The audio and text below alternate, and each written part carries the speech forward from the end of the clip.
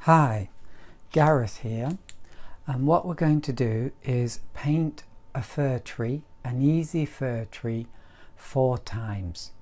So we're going to do that because it's important to practice so that when you do the final fir tree on your final painting, you don't muck it up, you don't mess it up.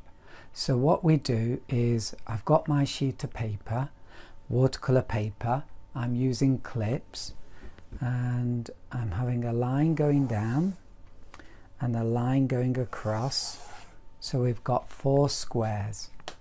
So I've got my Hake brush, 5/8 of an inch Hake brush, getting my phthalo blue paint, and here we go, water, paint, bit more water. Let's have a go. Basically, the easiest way to paint a fir tree is just to do a triangle like this. Then we've got a basic shape, the top, the bottom, and then using the tip, just do dabs like this.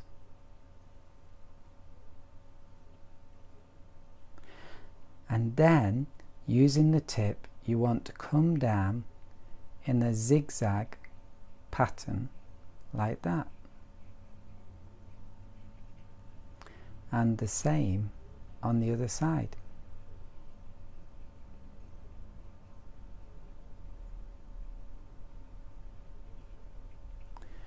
And let's give it a shadow. So a little bit more water, dab on my kitchen roll, and here we go, a shadow. Keep it simple. Okay, let's do another one.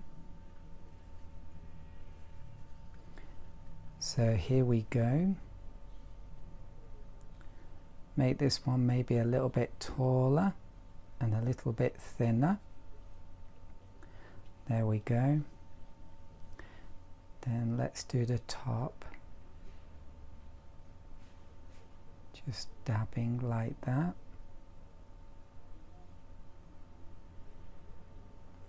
And you can press down.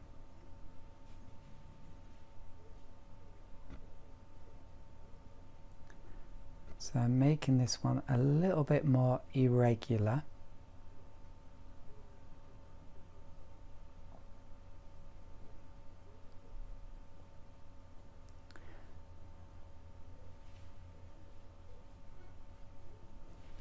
And that one I think looks better.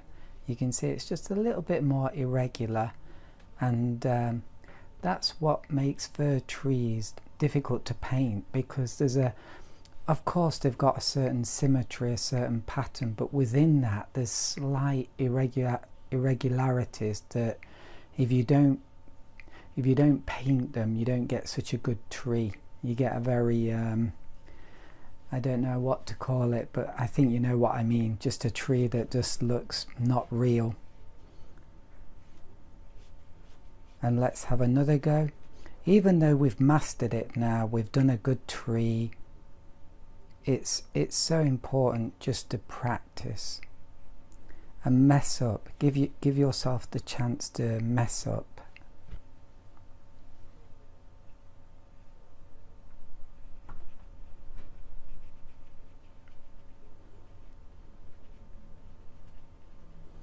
And we might even, just at the bottom here, just flick it and see what that's like. So that's a more difficult technique. It's a bit more difficult to control. It can more easily go wrong, but I just wanted to show that to you. And then again, our shadow. Let's make the shadow go this way, like that. So when you're practicing like this, it gives you the opportunity to mess up and not worry about it, because it's not the finished painting, and you really need that. Can you see how, as a beginner, it's very difficult to become good at painting if you're always doing a painting that's going to be a finished one? rather than just practicing on scrap paper. You're not going to paint with the same kind of expressiveness or boldness, and it's that boldness that will really make your paintings look good.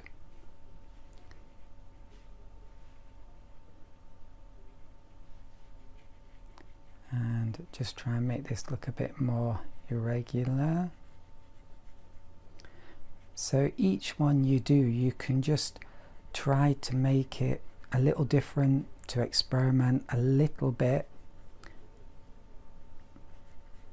And there we go, that's the final one. Just do a shadow. And when you do these shadows, you can experiment a lot with them as well.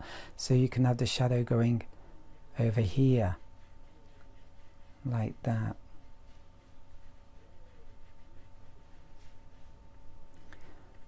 So there we go.